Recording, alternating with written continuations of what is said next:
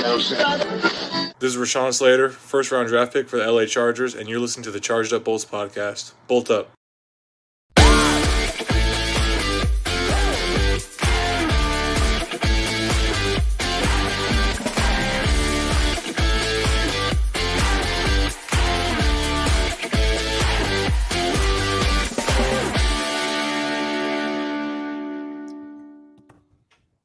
Hello and welcome to the 100th episode of the Charged Up Bolts podcast.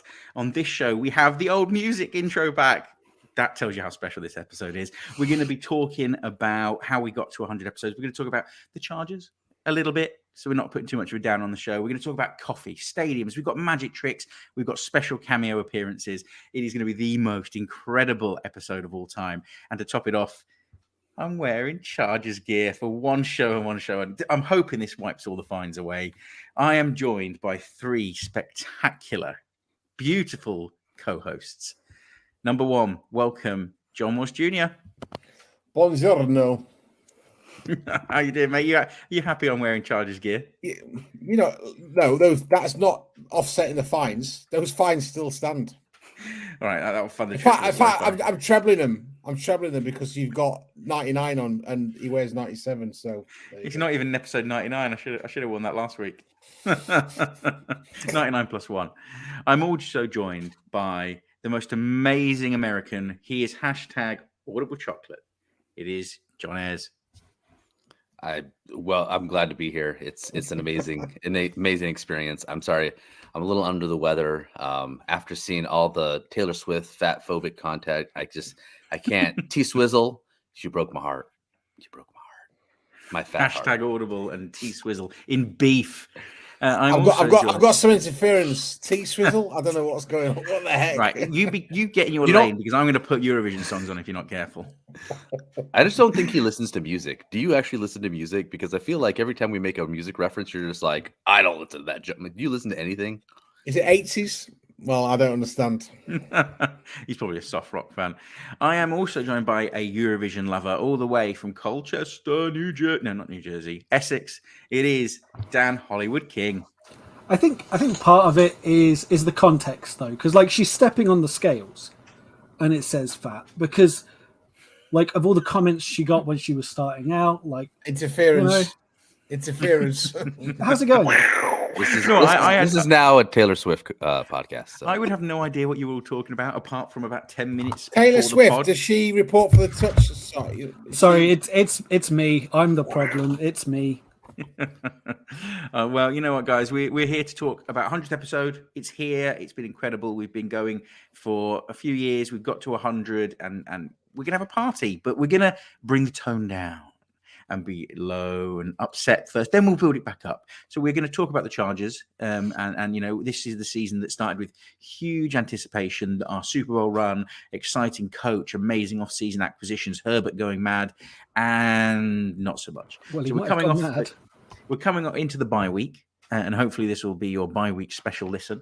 And, you know, we were 4-3, which is a reasonable, record, and we are in a playoff spot at the moment, currently scheduled to play the Chiefs if the season ended today, but we're coming off a very disappointing loss to the Seattle Seahawks, and people are pretty pessimistic. There's not a lot of trade action going on. We have signed Jeremiah Attaushu, who is returning after playing. We drafted him and he then went to every single team in the NFL and then came back. So, I want us to start off, talk about what you want, but the season we've got to the bye week. We're going to go straight to Dan and say, we're 4-3, room for optimism because we can improve and we have a winning record, but we're playing terribly and coming off a defeat. Where are you? How are you feeling about it at the minute, Dan? I don't know. There's still a small sense of optimism, but my God, is it dwindling? There's no beating around the bush with that last performance. It was just poor decisions, poor play calling, poor choices made by Herbert. Clearly not right. Keenan Allen clearly shouldn't have really been there. Too many injuries happening, but you never know. any given Sunday, all that. You never Like, know. That's as optimistic as it gets. We're not going to lose this week. That bit I'm certain about. Oh, did we lose last week? Technically, I No. mean, they never I don't showed up think- to play, so does it count as a True, loss? true. But The, Yeah, best, I'm the best still- part of that game was after they were down 38 to 7, 16, 38-16.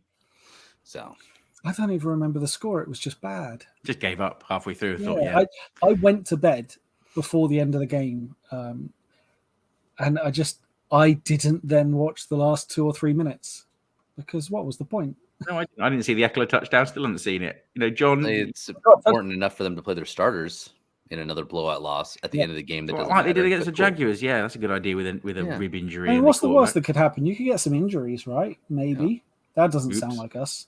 I mean, I'd hate to lose Jason Moore for the rest of the season. That would have been catastrophic to this wide receiver core. Wide receiver 1. Go on, John. Talk to me about the first part of the season. We're in the bye week. You sound down. No room for excitement. What do you think this team is? Let me put it this way. So on Twitter it took me a little while to come around because I was a big Brian Dabble fan, but I mean, who knows if that guy would be ever any good in the NFL anyways, right? Whatever. But I was like, he was one of the guys I was beating the table for. Like, I think he would make a great fit, and I'd love to pair offense and just say, screw it, let's go for it. But they went with Staley, and after everything I could read, get a hold of, I was confident. I'm going to support this team, right? At the end of the day, I'm going to support this team no matter how many times they hurt me. I'm always coming back. All right. It wasn't the Chargers that hit me. It was the can of beans that fell in my eye. That's where that black eye came from. Okay. All day long. That's going to be me. I'm never going to stop coming back. So my Twitter handle was Staley Stan because I stan Staley. I was like, I believe in this guy. I'm ready for it. I'm all in. Let's do this. Just the other day, about a day and a half ago, I changed my Twitter handle. Well, not the actual handle, but the little name thing to Staley out ? I am legitimately wondering, is it just too early? My faith in Staley's wrong. Now, do I think he needs to be out? No. I think obviously anytime you try to take a coach out mid-year, I mean, with the exception of the Raiders, we're such a crap show that of course they bring in, a coach and he actually does well. And then of course, pure Raiders fashion, their best coach in the last 10 years, they fire him after like half a season of work, but whatever. Generally when you take out a head coach in the middle of the season, the whole season goes to crap. Okay. They're 4-3. They're 4-3. Like I get it. Like, again, I'm not sitting here saying, oh, they're an elite 4-3 team and they're technically a playoff team right now as it stands. Technically, I think they're the 7th seed, right? So they're technically a playoff seeded team. They're 4-3. They got a winning record. Like, it's not all grim, right? But they're not great. Okay. And what we've seen on the field is a lot of things that we saw with Lynn, unfortunately, right? And that is players who don't seem to know their role, players who seem to get out of position, and then we get burned. Okay. And again, I'm not trying to use JC Jackson as, the sacrificial lamb. He's injured and that sucks. And I legitimately hope that he has a great recovery. And he comes back better than ever. I legitimately hope that. Not just because he's signed with the Chargers for $1 billion, but because I legitimately, I hate injuries. I will 100% root for the best team versus the best team, all their healthy players, and let's see that game, right? I never want excuses. I never want, the left guard's out of it. So, but at the same time, he played poorly, and a lot of it seemed to be he was outside of his comfort zone. He was not really fitting in with what this defense wanted to do. Now, part of that comes to scouting, right? Staley, Telesco, they got together, they scouted his tape, and they said, yeah, this is the guy we want to bring in. Staley, at the end of the day, said, hey, this is the guy I want to bring in, and I think he'd be a great fit for my defense, right? He has not been a fit, okay? And we'll never get to know whether he actually ends up fitting in, at least this season. So part of me is starting to believe that, we gave him the pass on his defense the first season, saying, hey, he didn't have the right guys. He was trying to do square peg, round hole. But at the end of the day, there is a level of coaching where you can say, look, I don't care if it is a round hole and I have a square peg. How can I make this hole work? How can I make this peg work, right? And really good coaches know how to do that. And it does not seem he does. It seems like he's got his methods. And maybe that's why he loves Joe Lombardi. Joe Lombardi's like, hey, this is my offense, right? And, it's going to work, and if the defense is sitting there waiting for it, he's going to say, well, we're just going to keep doing it because it'll work. Just keep throwing it. We'll figure it out. Right. And that's not good play calling. That's not good coach teams. Well-coached teams go through, they make adjustments, they make changes. They don't have players who have never really been a vocal player, right? Keenan Allen has generally been a company man, right? He'll say a few things here and there, but nothing really disparaging. Just mostly like, hey, that was not our best performance. We can do better. That kind of stuff, right? Rah crap. The fact that he came out on Twitter and was like, what is this team doing? Right? What are we doing here? That speaks volumes. And I know it was a small thing, and I know him and Staley hashed it out. But to me, the fact that you have a veteran leader, our number one receiver, a guy who is most respected in that locker room than probably anyone else, having him come out and start questioning the coach, right? That to me is a systemic problem that this team is getting lost, and he is losing the locker room. And we all saw what happened when Lynn lost the locker room. We had half efforts and guys who were just like, oh, well, I just don't want to get injured, so I guess that's going to be a touchdown. All right. And I'm really worried that's where seeing that creeping in. Mm-hmm. Yeah, exactly. I mean, what was Staley's got his guys. We've saw in the Chargers YouTube program when JC Jackson was signing and Staley was saying, I've scouted you. I've seen you. You're elite. You do this. You do that. You're amazing. I'm paying you the money. And then puts him in position not to succeed. I mean, a lot is on JC Jackson and some of it's on the defense. Staley's defense is his now, and it has his guys, and it is a bit boom or bust and then dies off a bit. Staley out. What's your thoughts on the Chargers? Guys, you've got it all wrong. You've got it all wrong. Here we go. For years, we've been talking about how garbage Chargers special team is. We're ranked 9th in DVOA. We've fixed the world. No, seriously. I want to sort of echo something that John said about players getting lost. And I have made that comment there about a top 10 special teams in DVOA, which is a must. But where's the offense and where's the defense? Now, one of the metrics that I like to look at in terms of judging performance and seeing how players are actually performing from week to week is the PFF stats. Outside of Khalil Mack, there's not a lot going on in terms of performance. Yes, Eckler has been putting up some good numbers on the ground and through the air, and he's probably been the most consistent player on offense. Mack has been playing lights out.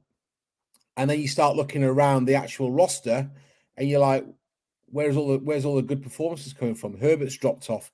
Lindsley's played well, but he's been injured, and that's affected the offensive line when Will Clapp's come in, because Zion Johnson's looked like a different player altogether when he's not standing at the side of Lindsley. There's an awful lot of question marks for me, and I think in order for someone to get a true barometer of what's happening with his team, you'd have to sit down with a Chargers player on a one-to-one in confidence to see what really is going down. Because even the likes of Derwin James, I think it was in week 3, or week 4, he had a really bad game. That's not like him. So we are struggling for consistency. Mack, phenomenal on defense. Eckler, pretty damn good on offense. But outside that, what have we got? Yes, you can blame the injuries. But Murray has been absolutely garbage, to be quite frank, and I wouldn't be surprised to see him getting traded. Matt Feeler, what is going on with him? Yeah, he's dropped off a cliff. One of the best guards in the game has just disintegrated this season. Is it because of Slater? Possibly, but Sawyer's coming and Sawyer's been okay, well. Yeah. He has. Credit to him. One of only 2 rookies above 70 PFF rating. Let's just put one player under the spotlight here right now, and he does divide opinion. Xander Horvath, obviously. Yeah. I mean, whenever pay that man, give him his bag. Whenever Herbert do it now. is allowed to launch missiles down to Mike Williams, we've seen a lot of production. We're not seeing that. We're not seeing Mike getting open. I don't think we're going to see it for a little while. We've never seen Mike get open. Let's be honest here. With the exception of like a pick play or a blown coverage, Mike Williams is never open. And that's not what he makes. He makes his money off you throwing him the ball and him going up and getting it. Let's be fair here. This is the point. That's who he is. This that's is the point. When we see Mike getting open, it's a one-off. When it's a 50-50 ball, it becomes an 80-20 ball. And we take those chances, and Mike generally wins those matchups. We're not seeing that. Something's changed. I mean, I was joking in weeks 3 and 4 saying that, Lombardi's deliberately closed his playbook because he doesn't want to show too many cars going down the stretch.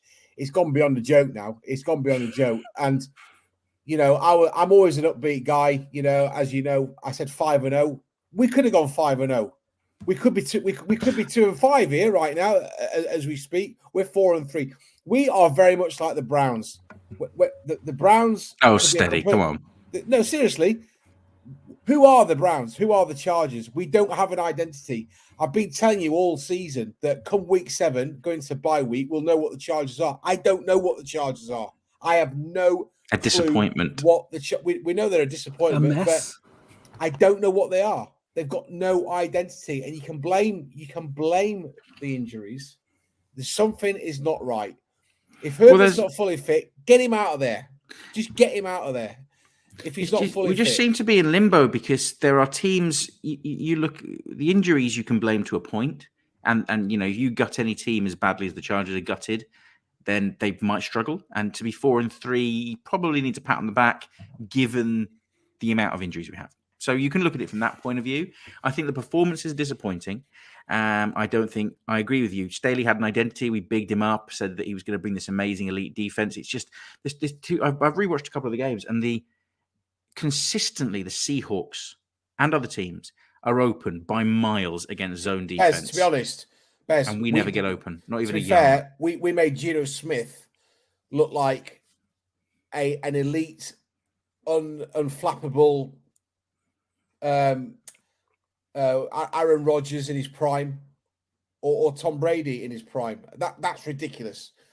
You know, Geno Smith, he's got talent. We should not be making him look like an MVP candidate. That's exactly what we did. But you've got to go back further. I want to know why J.C. Jackson deferred his operation until he did, because not having preparation, I don't care how good a football player you are, when you don't have the preparation, you come into the league cold, you're gonna struggle. And he's been terrible. He's been one of the most. If Mac has been a 5-star recruit, JC Jackson's been a 1-star recruit, and we've spent a ton of money to get a premier defensive back in, and he's been absolutely garbage. He was undrafted, and there is a track record in the NFL of undrafted players being brilliant on one team, and that team not paying them, and they go elsewhere and don't perform. Then he's so. not brilliant, So I is he? think people said he was healthy. People say he was fit, and this injury probably came at a good time for him because he just wasn't on it. And he's the biggest disappointment. When you go and spend that amount of money on a guy who's being let go by a franchise that is renowned for making players, letting them go and then being awful. Coaches, players, that's what they do at the Patriots. It's a worry about how Tom Telesco. For me, Tom Telesco's on the hot seat because he spent our money. He hasn't built a football team with depth. He spent it incorrectly. There's some gems and he's done some exciting stuff, but you know, it's too little too late now. There's another way to look at this. There's three players carrying the defense. Mac, Drew Tranquil, we forgot about him. He's been playing great. And Derwin James. And there's 3 players carrying the offense. Lindsley, Sawyer, and Eckler. That can't be the case. You need all your players to be making some sort of contribution. True. I mean, Sony Michel, what the heck? Look, I used to play rugby league as a kid. Let me play running back. 'Cause I tell you right now, I'm putting more yards on the. I swear to God, I would pay to see you being. I will pay. I will. I would love to see that. We'll all sign up and live stream it on here. Right, here's a question for Dan. 100th, it's a 100th episode surprise. We've got you. We've got you a ticket to the team. You're going to practice. Yes! We're flying you out. You're going to get a shot. You're going to get a shot. Unfortunately, all your runs are going to Mac's side. So good luck getting around that. Oh, dear. Rest in peace. So here's a question. I'm going to start off with Dan, but this is a question for everyone as well. I said something on Twitter that we are holding back as a franchise from criticizing the one man that I don't think should be immune from criticism, and that is Justin Herbert. So he's injured. So is it injury, or is he? I predicted that sophomore slump in his second year, and it never happened. And you made me eat my hat for that. But I think it's a delayed sophomore slump because even before the injury, play calling is play calling, and you can still see some of the elite mechanisms. But unfortunately, the laser accurate guy who is clutch on 3rd and 4th long isn't showing up. It's just not happening. And you know, does he have to take the blame, Dan, or am I being so first up, the laser accuracy. I've actually been looking at Herbert's stats last year. 65.9% completion. this year, 65.9% completion. Oh, wow. So his accuracy is like exactly on track. Now he is throwing about a yard less per average, a yard less on average per throw, which, yeah, that adds up, makes a difference. But I think the biggest thing we're not seeing from Herbert is running, probably because of the injury. And when he is running, it's more of a, oh, damn, something's gone wrong. Get out of there. But he was our third best runner last year, or third highest in yardage. Whether he was good or not is a different question, because should he be running? Maybe not. But he's just, that's not really part of the game this year. And yeah, whether it's he's taking too long to get through things because nothing's sitting quite right for him. I don't know, because I mean, you see him the game just this weekend, a couple of third down conversion attempts to like DeAndre Carter when there was seemingly better options at the time.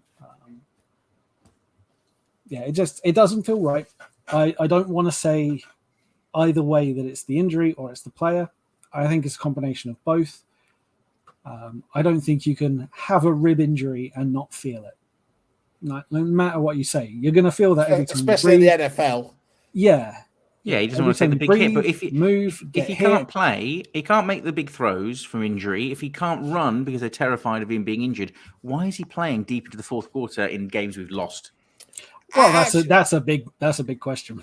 There's a leadership failing there, because it's okay Staley saying that was it week 2 or week 3 got injured. He wants to be out there with his teammates. At some point, you say, sit your ass down on that bench. I'm the head coach, and we've got an 18-week season, 17 games, and we're looking for the playoffs. So sit your backside down there. Sit your fanny down, Justin. That's the leadership issue, in my opinion. I think it's great. I love the tenacity. I love the bravery. You know, he's a tough kid, but that's naivety from the head coach, and it's naivety from the quarterback. We don't want to see Herbert. I don't want to see any quarterbacks getting injured. The game's much better when the premier players are out there doing their thing. We don't want to see him getting injured. True. John, you know, wants to trade Herbert for Geno Smith and thinks he's trash. Hang on a minute. Have I just missed like 5 minutes of the podcast? Is he wrong? I mean, look, I think we can all be reasonable fans. We don't have to be haters. We don't have to be negative, and we can look at the season and say Justin Herbert has taken a step back. I think that's a reasonable thing to say. Now, I'm sorry, Waz, I'm not trading for Geno, so I'm sorry, you're going to have to take that and eat your own hat on that. But, you know, I think that there's a couple things involved. Obviously, the injury can't be ignored. That it's obviously affecting him. The offensive line, you know, basically musical chairs, is obviously affecting the ability for him to have time. It feels like his internal clock is sped up, right? That clock that gives you, hey, this is how much time. Like it just feels like he's constantly feeling the pressure and moving, right? Like I just saw a stat on there that he's got, like, you know, the top, he's got the best percentage of plays where he's avoided a sack because of his movement in the pocket or ability to get rid of the ball, which is obviously an important skill. But part of that is his inability to plant, sit there, go through his reads, let them develop and get rid of it, right? It means that he's having to move around. He's having to get rid of the ball quicker than he should. So I think that's all part of it. And offensive scheme cannot be overlooked. I mean, you see these plays constantly where you just have all kinds of receivers, you know, going 5 to 8 yards and then turning around. And, you know, we talk a lot about like drop passes, and we talked a lot about, you know, inaccuracies, and those have been out there, right? Where maybe it seems like he's just kind of sailing the ball a little bit. Again, could be an injury thing, could just be him maybe trying a little bit too hard. I don't know. But the problem is when he does get a guy who is at least kind of open, right? It's not exactly like they're wide open, but he gets a guy kind of open, he gets in the ball. When the receiver is catching the ball, 9 out of 10 times the receiver is flat-footed looking at the quarterback. And sure, that's a great way to catch a ball. Sure. But what does that mean? It means that for you to be able to get some yards after the catch, some yak, some things that we desperately need as a team, this player has to then secure the ball, turn around, get his momentum going in the new direction, all before the defender has recovered enough to make the tackle, right? And since we're not getting the kind of separation that we need to make that happen, we don't have a yard and a half to where, oh, I've got a yard and a half of cushion, I can turn around and make a move. No, it's I've got a half a yard, if not less, of cushion. I caught the ball, and as soon as I go to make a turn, the guy's on me, right? So, I think that is hurting it. And to be perfectly honest, and I've seen some stuff about Joe Lombardi's time in Detroit.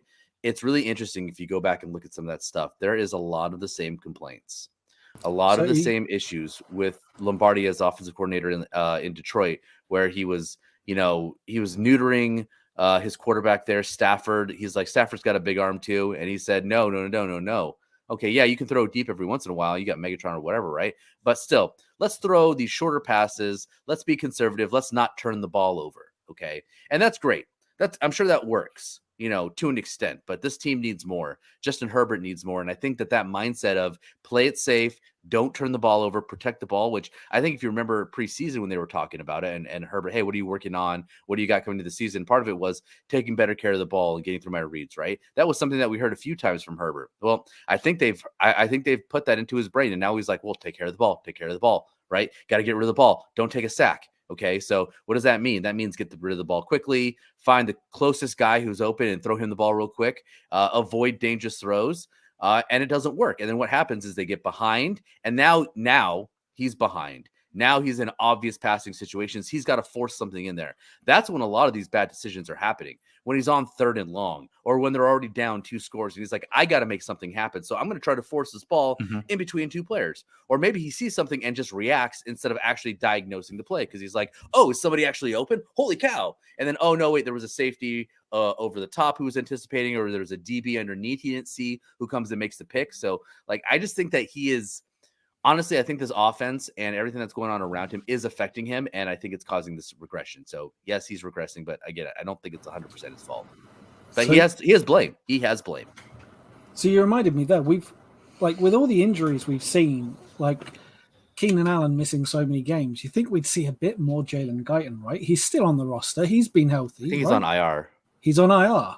He's he's injured now as well. As Williams, Allen, Guyton. There goes that then. Yeah, because he had a couple of catches in the first game. They're still underused when he was healthy.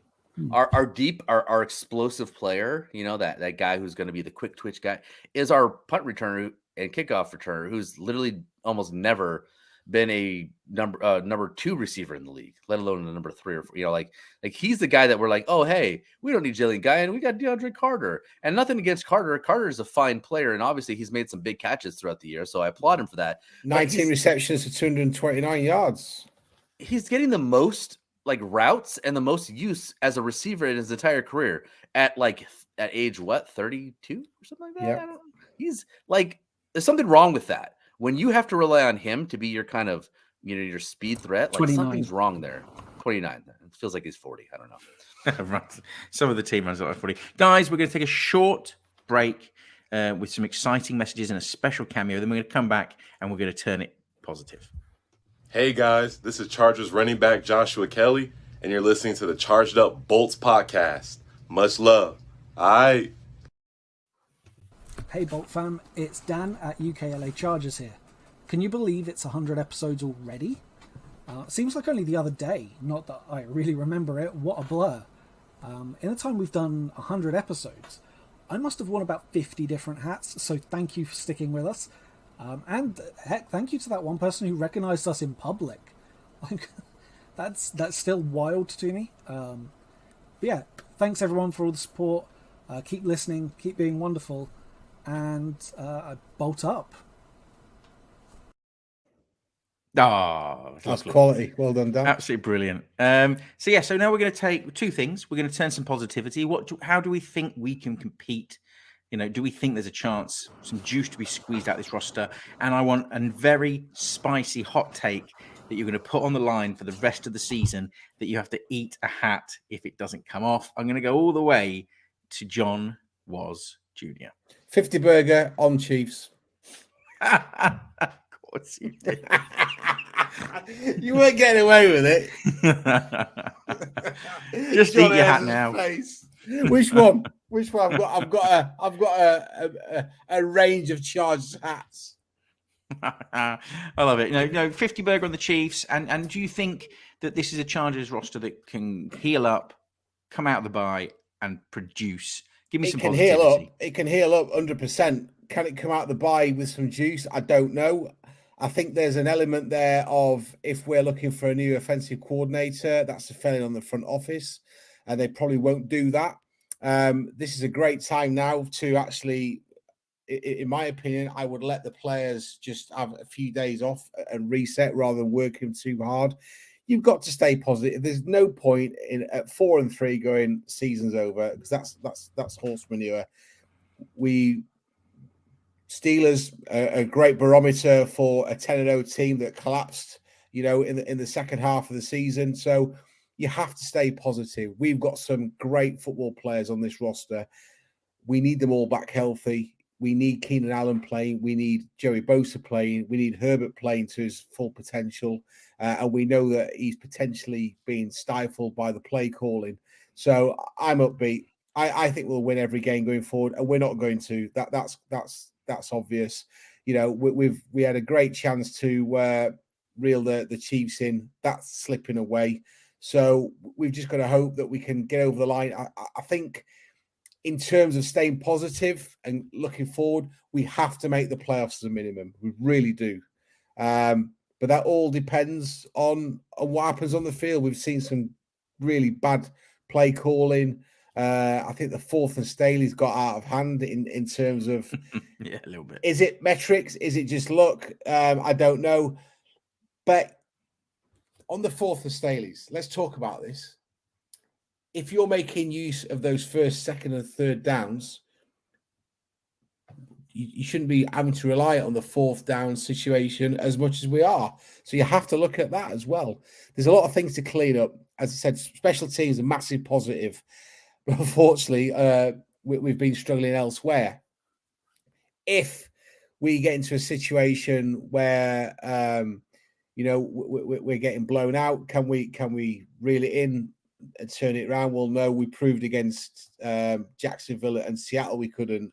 So that there has to be a mindset change. And I do think the likes of Sebastian Joseph Day, Khalil Mack, Keenan Allen, I think they need to, really get round some of the sophomore players, some of the rookies, and just inject a bit of confidence into them, because sometimes you're in an organization where you're going to get a senior player saying, just ignore what he said because he's talking garbage. It happens in every sport. Just because you're the coach doesn't mean to say that you've got the monopoly on all the good ideas. Mm-hmm. If you take your eye off the ball and you get the scouting wrong, you get the playbook wrong, it's going to fall apart.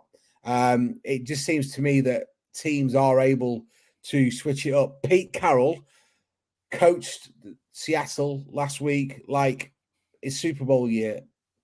Seattle were a 3-3 team. They were playing 500 football. They should not have come into our building and do what they did. And if that carries on, it's good night, Irene. But let's stay positive. Yes, lad. Well, from one John to another, hot take and positivity. Go. So I think offensively, a guy I've been, really wanting to see out there. I think Spiller finally gets some chances moving forward. I don't think you can look at what Sony Michel has done and say, yeah, we need to continue doing that. Okay. Joshua Kelley is out for at least another 2 weeks. So I think there's a chance for Spiller to come in there and make his mark. And I honestly think he will. I think he'll come out and he'll show why they drafted him where he did, why he so much hype coming out of college. And I think he's going to be able to secure a spot as a running back too. I think when Joshua Kelley comes back, you're going to have actually, 2 good running backs behind Austin Eckler. And I think that'll be a big boon for this offense. But I think, hot take, I really think that Isaiah Spiller becomes our running back 2 moving forward. And on defense, I think, and this is going to be crazy, I think Michael Davis rounds back out to his previous form. I No, think I'd like Michael to see Davis, that, the player that we gave a contract to because we saw some potential there and he was increasing. I think Michael Davis comes in and I think he does not skip a beat. I think he does a better job than JC Jackson. Now, I know that's a low bar, so maybe that's not really a hot take, but I think Michael Davis, and again, he's not going to be perfect, guys. He's a CB2. He's not a CB1. I don't think Michael Davis is a CB1, okay? I'll be honest with that. He's still going to give up a bonehead play or a big play here and there, but I think that Michael Davis is going to be able to come in. He's going to lock up some receivers every once in a while. And I think that he's going to do a really good job in that position. And I think ASJ is going to send to our CB1 if he isn't already now. I think he has been. It just hasn't really been official. But ASJ is our CB1, Michael Davis our CB2, and Callahan continues to be really, really good guarding out of the slot. And I think when those three pieces are back into it together on a regular basis, I actually think that this defense, at least the secondary, takes a step forward. And I think in the second half of the season, the Chargers have a top 5 secondary. Now, what does that say about the running game?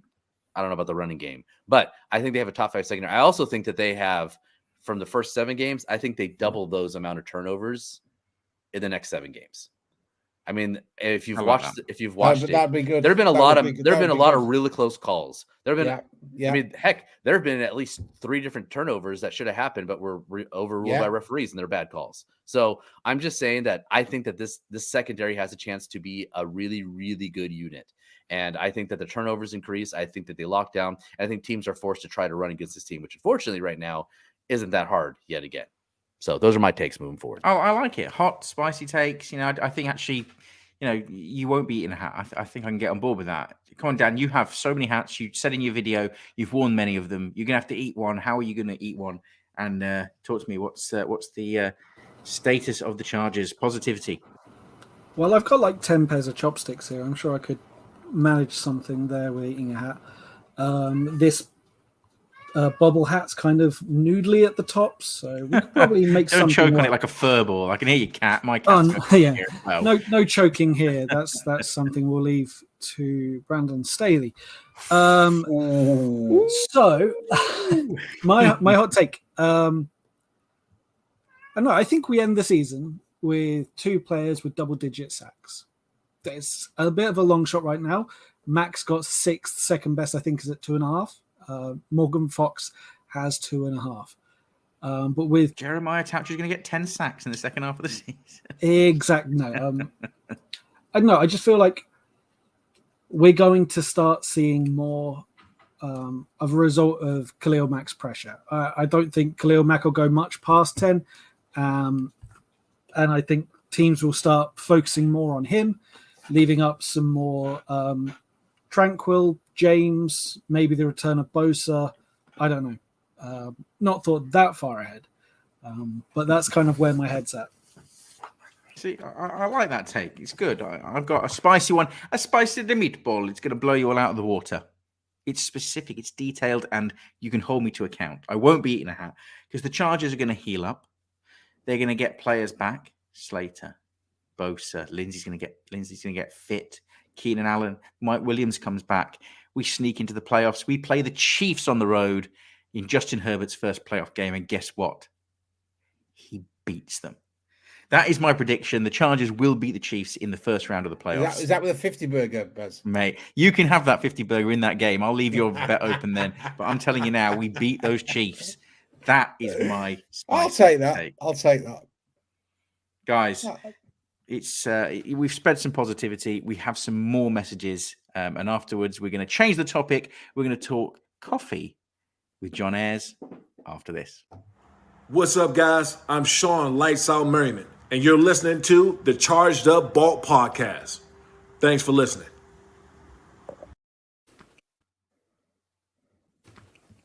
Hey there, Bolt fam. It's your guy, Adadroid Ayres, #Audible Chocolate. And I wanted just to thank you guys all for being loyal listeners and following us on Twitter. It's been a crazy ride, 100 episodes. Like, come on, man. We were just a bunch of guys, all living internationally, who wanted to get together and bring our unique views and our unique brand of entertainment to the Charger fan community. And honestly, you guys have responded. And, we may not be the biggest or most popular pod out there, but, I like to think that we bring special and unique perspective to the game. And you know what? Everything that we bring to you is 100% our own personal views. We never steal anything. We're never just regurgitating things. We're just bringing you what we see, and honestly, when we did this, we weren't even sure if we're going to get more than 5 or 10 people, mostly our wives and families, to even listen to this thing. And to see kind of the outpouring of support from you guys, the Charger community, it just means a lot to us. So, much love to everybody out there in the Bolt fam and Chargers Twitter, or whatever you want to call yourselves. And, we're going to keep going and keep putting out content. And as long as you guys want to keep hearing it, we're going to keep doing it. So, again, much appreciation for you guys. 100 episodes. Amazing. And we look forward to moving on and hopefully being a Super Bowl team podcast one day. Who knows? Anyways, enjoy it, and we will be in your earbuds real soon again. Bolt up. Oh, fantastic. Loved it. 2 great videos. Absolutely brilliant. First of all, we've talked about the Chargers, but I left you alone for 1 week and you just turned this into a coffee podcast. I want to know from John Ayres, what is going on with your Instagram and all these blends and herbs? Give me some tips. Tip number 1, throw away your instant coffee machines and get a real espresso bar machine. Okay. Yes. They're like $1,000 US, but it's worth it. Okay. Like they said, there are 2 things in life that you want to spend money on: your bed. And I spent a lot of money on my bed, and trust me, every time I get in that bed, I'm generally very happy I do that. And 2, your coffee machine. Okay. Everything else, go cheap. I don't care. Go cheap everywhere else. Buy a crap car. Don't even buy a car. Just ride a bike. Right. But you got to have the coffee and the sleep. And that's what I do. I do that all day long. And I've got this amazing new Breville, and I could talk all day long about grinding the beans, having a proper burr grinder. And a tip out there for anyone out there who is grinding their own beans, like, oh, I got a grinder from somebody. Make sure it's a burr grinder, okay? Burr grinders gears, it grinds it up like this. It doesn't create heat. When you have those blade grinders that are almost like little like blenders or like zzz, what they're doing is they're actually heating up your beans and they're actually re-roasting them, all right? You're going to get coffee that's a little bit more bitter because of that, okay? Second, quality of the bean, okay? You need good quality beans. Don't just go to your local bodega and grab whatever coffee beans are sitting on the shelf there. Who knows how long they've been there? Always buy beans that you know when they were roasted, okay? You want to be using beans that have been roasted in the last anywhere between 2 and 3 weeks, okay? If they were roasted any time after that point, toss them. They're basically just trash. Okay. So, and then at that point, it's just having fun, right? Milk frothers, how much heat? 150 is pretty standard. I like a 160. I like a little bit more kind of creaminess in my lattes, but that's just me. You do you, right? It's a whole world. So I can't believe that we started this off, and I was living in Costa Rica, so obviously coffee was a big part of my life there too. And the fact that I've been able to talk this much coffee for this long is insane to me. And the only thing I love more than coffee is Zero Vision, I think. So this is amazing. And I have just on that point, between the 2 Johns, you've moved more in the time we've done 100 episodes. And I think I've moved in my life. Dan, you and I need to move house or something like 7 times. Yeah, I've just realised I'm on my 3rd house since we did this pod. Since we started this pod. I'm in the same room. John's on his 3rd house as well. Dan's in the same room. Yeah, I'm in the same house. Me and Dan, we're not going anywhere. Yours isn't really the same house though, because you had yours rebuilt. I ripped it just burned down. You're just screw I this had thing. no ceiling for 2 years, then I ripped it all down to pieces. Yeah, and it's still not finished. But so it's pretty much a new house. So yeah, it's kind of like you moved.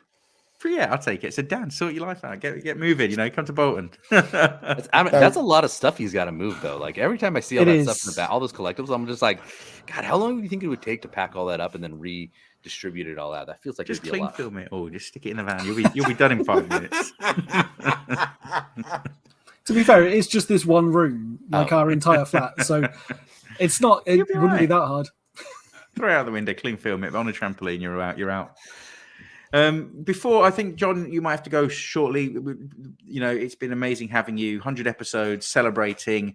We'll be back next week. But, you know, thank you for your kind messages. And your. We're not sponsored by Temper Mattresses or Nespresso yet. So, or Burr Grinders. So, you know, keep grinding. Yet. Those marketing campaign. I love it. Keep grinding. Drink local. # coffee nerd. # audible chocolate. Anyways, thanks guys again. I just want to thank Bez for initially reaching Bez for starting the podcast, and Waz for initially reaching out to me and getting me involved. Like I'm just a fan like everybody else, and I was spitting my hot takes on Twitter and whatever message boards because, hey, I had them and I wanted someone to know about them. And you know what? The fact that you guys would be like, hey, let's bring this American Joker on with my microwave tea and everything. Like, I appreciate that you took me on. You're a Joker? Board. I didn't realize you were meant to be funny. Oh, sorry. Love you, John. Love you, John. Hot take, John. All right, guys. We'll see everyone here next week, and bolt up, everybody. Enjoy the rest of the show. Cheers, mate. Yeah, it's been a pleasure having him. So we're going to crack on. We're going to continue, and we're going to talk about how desperate we are all to go to SoFi. So just a little hint and a bit of a thing to the listeners. I dragged Waz to Spurs' stadium. Don't worry, Dan, your turn's next. To go and watch a football game. And I have seen the... It's fine. It's all right, you're next. I have been to an NFL game there, seen them at Wembley, and you know, just incredible places to watch the sport. And even, you know, you can see it's growing, but I can't imagine it's anything like watching a game of American football, watching the Chargers in SoFi. So we want to get out there. So first of all, if you're listening to this, you live in America and want to, you know, give me your tickets and a flight and put me up, I'm happy with that. But we do need to get out there and see it. What do you think? How do you think it would differ from what we've experienced in the UK? I think first of all, I just want to caveat something. It's an absolute honour and a privilege to watch the NFL in the UK, although I refuse to go watch the Jaguars game. I've seen them far too many times. And I think the games on field, that's the similarities, but that's where it ends. You know, we don't have the real estate to do the tailgating parties that we see in the States. And I know John is a big tailgater when he goes up to the SoFi with his wife. And the general atmosphere, because you're not generally going to get 32 jerseys in the stadium for a Chargers-Titans game. I know us three all went to the Chargers-Titans in 2018. It was amazing.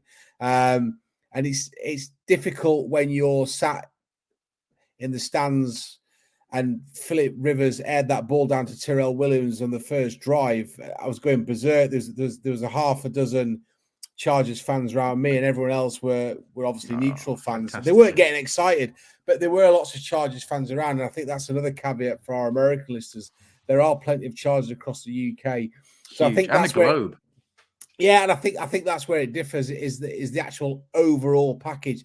The other sad thing about watching, and I say sad as in it's not great, of watching football in the UK, because of our how can I put it, lack of real estate. When it gets to the 2-minute warning, people are automatically thinking, I need to get on that public transport and get home. And that's why you see a max exodus. It's got nothing to do with the standard of football generally.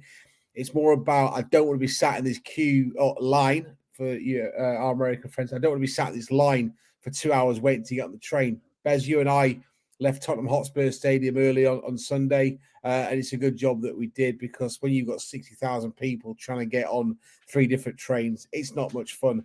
So I think the overall package, and I think I've spoken about getting out there on a Thursday, going back to Universal Studios in LA on the Friday, just having a mooch around LA and sort of the stadium Saturday, and then taking a full game in on the Sunday, including tailgating. So I think the overall package, it is, it's a bit like soccer. If you're, if there was an international game in the States, it would be completely different as if you're going to watch Liverpool, Manchester United at Anfield. So, do need to get out there. Clearly, COVID put a stop to all that. And air travel still not great for us Brits, because you're getting messed around. Lots of flight delays. Flying out to Mexico the other week was particularly difficult, actually getting out of the airport. because a lot of the staff have left the industry. So it needs to settle down. But 100% want to get out there. Yeah, Danny, you coming with? It's too expensive, mate. I'll tell you what, the worst crowd that I've been a part of leaving a stadium, like in terms of trying to get anywhere and trying to move through the crowd, was at the Dolphin Stadium going to WrestleMania. That was the worst crowd I've been in for trying to get out of a stadium. So it's interesting. To do that. Yeah, it was the Dolphin Stadium though, so whatever it's called now. I think it's had about a dozen names. Hard Rock. I think it was Hard Rock. I don't know that it still is. But second worst is an England game at Wembley. The old Wembley was even worse.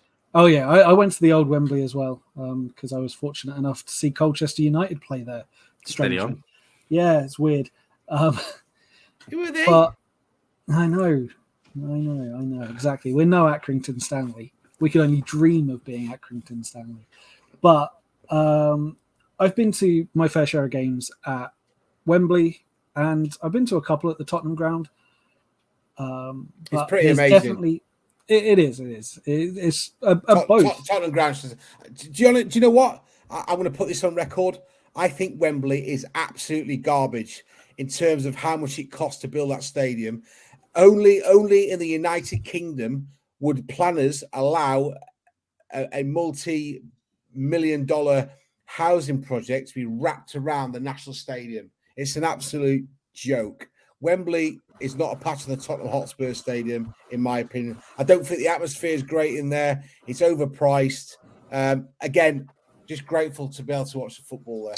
Wembley Arena's not that great either. No, I did see the darkness there about 20 years ago or whatever. Yeah, stadium or arena? That was in Wembley Arena.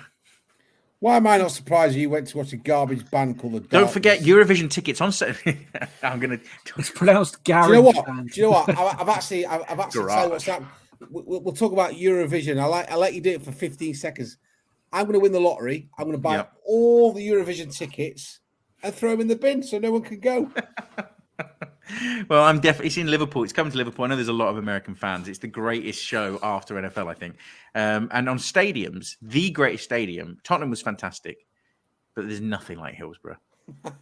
Nothing like Hillsborough. On that note, we can take a short break and we'll be back in a couple of minutes.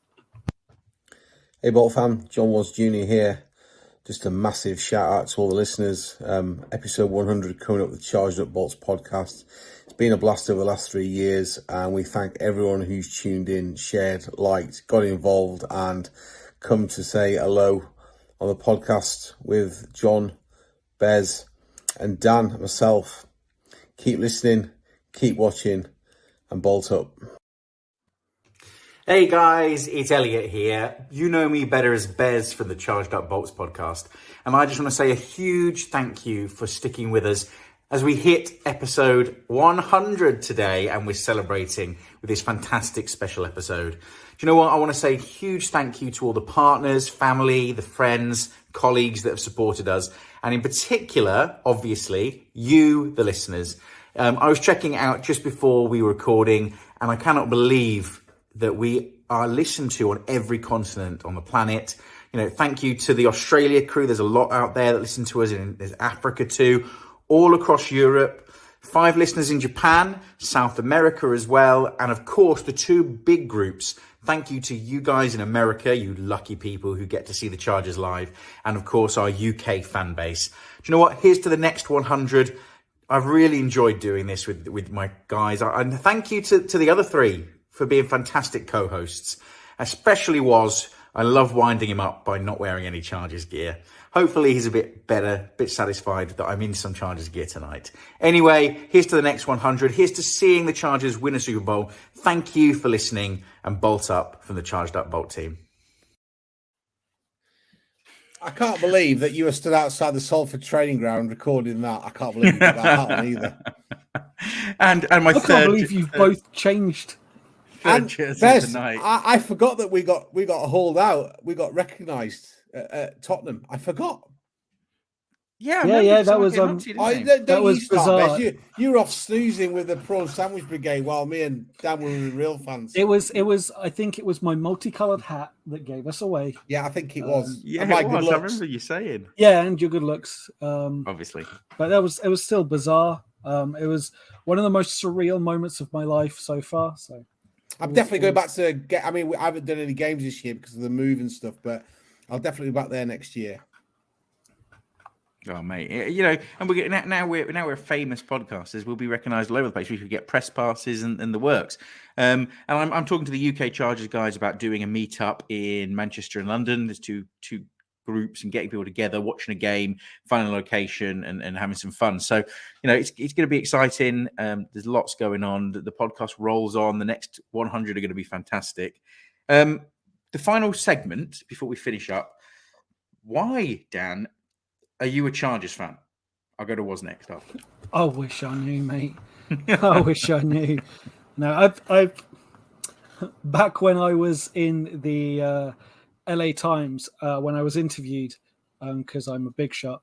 I spoke about how the thing that got me into the Chargers was watching the international series, watching Chargers Giants, and specifically LT just having a great game. Yeah, we lost, but who cares?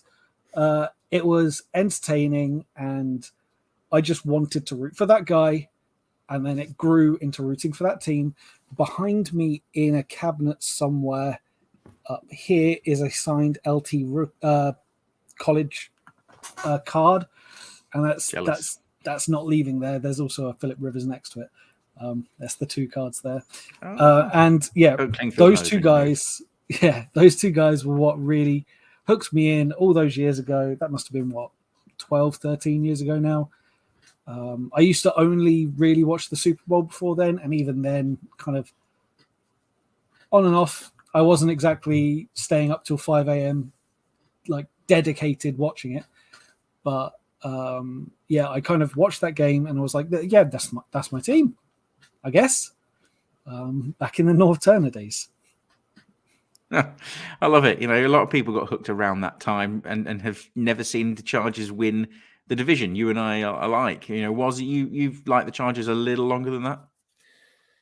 Yeah, so my affiliation with the NFL goes back to the mid 80s. We lived in West Berlin. He's the old one. I'm the old one. We only had two English TV channels that we could watch. One was the British Forces Broadcasting Service, which was on for about 3 hours a day. I'm not exaggerating.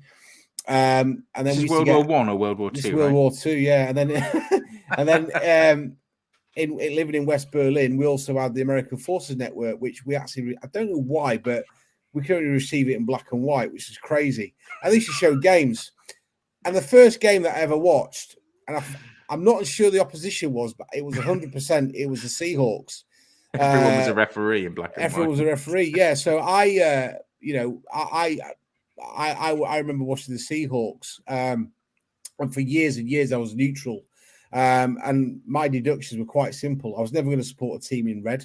I was never going to support Green Bay for two reasons. One, you weren't getting tickets, and two, I ain't going to Wisconsin in December because you're going to freeze your butt off. And we had a family vacation to San Diego in 2009. And then that was it. I became a Charger. It's as simple as that. Went down to CUB, tried to blag my way into the stadium when no one was there, and the woman was having none of it. I was like, I'm an Army veteran. Just let me in. No.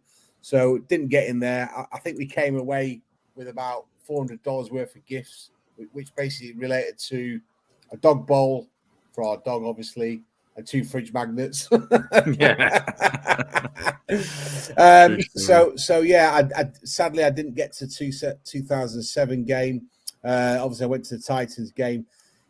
That was disappointing, that actually, because we were supposed to come down the Saturday night and meet LT like Dan did and the rest of the guys, but I can't remember what happened now. One of our family members couldn't look after our dog that evening, so we didn't get down to the Sunday. But I did meet Nate Burleson and the crew from Good Morning Football. That was my Twitter picture for quite a while. Been Chargers through and through. I tell you what, I knew you were going to ask me this, and there was a guy I'm sure it was a Dirty Raiders game. Was at Wembley, and I got my jersey on like Dan, and I heard this guy making sarky comments about Rivers. And I tell you what, I wish I'd have gone back and actually destroyed him because he's talking crap.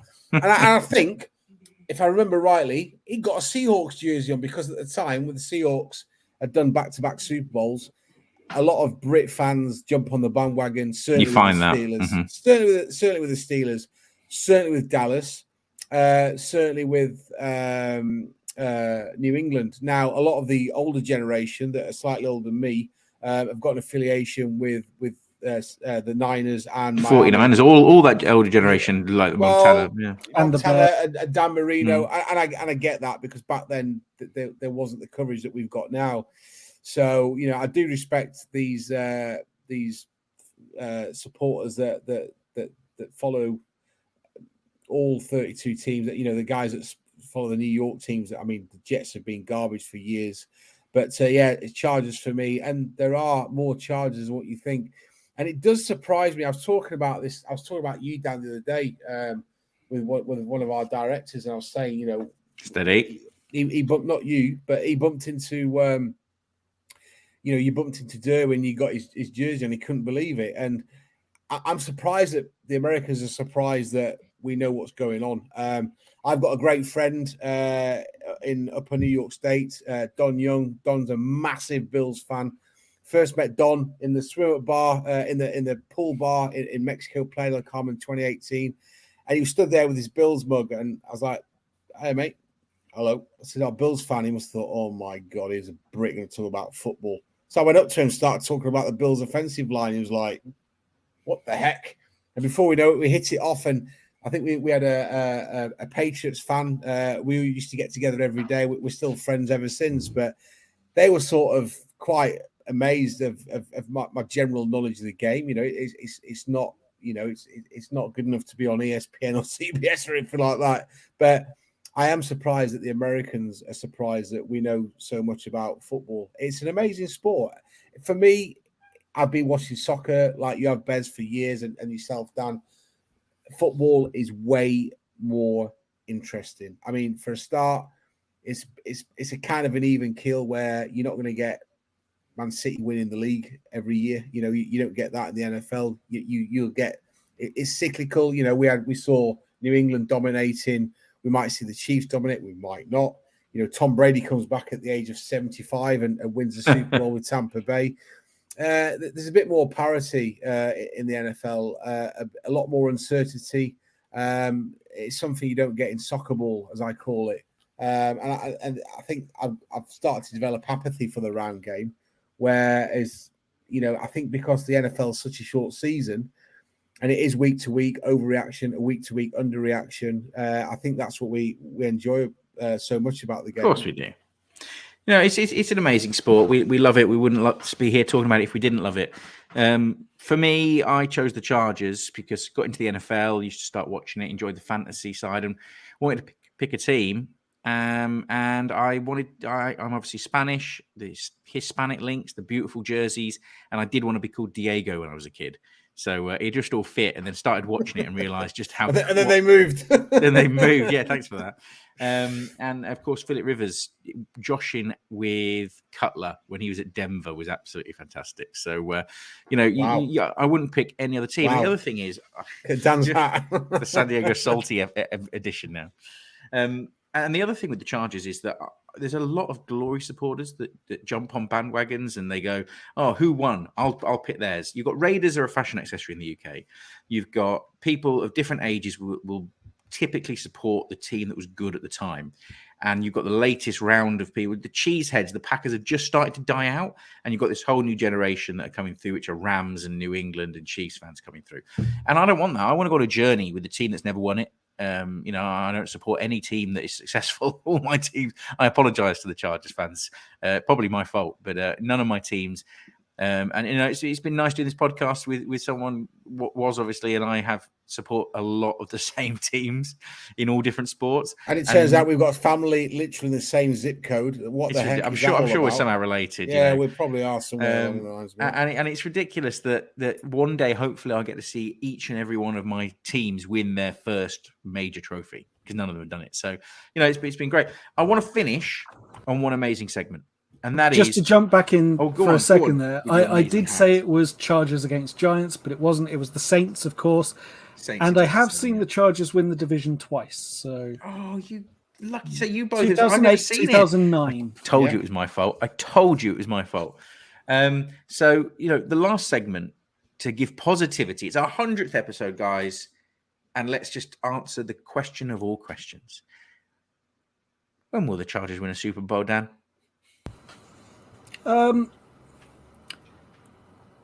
Yeah. So, what year are we now? We're 2022. So, give it another 20 years. We can't win it this year because the Super Bowl's in 2023. True. There's every chance that it's next couple of years or not for another 7 or 8. I would tend to think that if things did turn around this year, we're 4-3. Hopefully things don't turn around, things continue. If we end this season in the playoffs and have a shot at it, then I'd like to think the next year would also be a team with the possibility of having a shot. Beyond that, I think when we have to pay Herbert, that the rest of the team suffers as a result, and we probably have then seen the best of Allen, Bosa, Derwin James possibly starting to decline. So I could see it then being like either the next couple of years or 2030. At least if it's 2030, my son will be old enough to appreciate it. Oh, yes. But I'd rather it be this season. And in 2030. Yeah. Why can't we have all of it? Yeah. Come on, Woz. When we winning it? Are we winning it? 2025. When Philip Rivers is GM and Drew Brees is the head coach. How's about that? Oh my goodness. Oh, I love that. Look at that jersey on your son. That's class. You know what? I think you have to believe that we can win. Otherwise, it's why the sport's fantastic, because there's always a chance. I mean, who'd have thought Denver would have won it when they signed Peyton Manning? Peyton Manning probably believed it. Yeah. Probably did. But who would have actually thought, you've got a guy there that's had multiple neck surgeries. He's not mobile. Very, very, very, very intelligent football player. Arguably the most intelligent in terms of reading the game. Who'd have thought that they could have won? I mean, it is. You kind of expected the Chiefs to win when they won because they're very explosive. And the pieces that Bill Belichick had at New England. They've just added another explosive piece in Kansas City as well. Yeah. So we've got to believe, but I do think now we're starting to see a decline in possibly Keenan Allen. I think even if he gets healthy, I think he's going to be struggling with that hamstring going forward. It's what he can do, how he can adapt his game going into next season, but. We've got to be positive. We need a bit, Telesco has been hammered for not picking up better depth position. I mean, we've got 4.9 million left in cap space. But I'll keep saying this all day long. If a player is good enough to be on a roster, he's going to be on a roster. So when you're looking at depth pieces, it's the best of tier 3 and 4 football players. It's as simple as that. True. It is a lot of luck involved in the National Football League, especially when the Zebras are not consistent. Yeah, it's true, but you're both wrong. The Chargers are going to win a Super Bowl in this season. This is our year. We're going to turn it around, boys. Add positivity. Spitting hot takes. I tell you what, if we win the Super Bowl this season, all your fines are down the pan. And you both can eat all your hats, and I'm sure you will do willingly. Guys, it's 100 episodes. It's come to an end. Now we're on to 101 next week, but it's fantastic. Huge thank you to everyone that listens and supports us, all family, friends, you guys, the amazing co-hosts, and every single one of our listeners. Where can we find you on the socials? I'm at UKLA Chargers, or, at Blue Emolga, whichever, but mostly the Chargers one. That's the important one. You can get me at endzone85 and charged_up_bolts. Don't forget, you can get John Ayres at Adroit Ayres, #AudibleChocolate. You can get me at Bez the Spaniard and the podcast at Charged Up Pod. The end of the greatest podcast episode of all time. Thank you, and bolt up. This is Rashawn Slater, first round draft pick for the LA Chargers, and you're listening to the Charged Up Bolts podcast. Bolt up.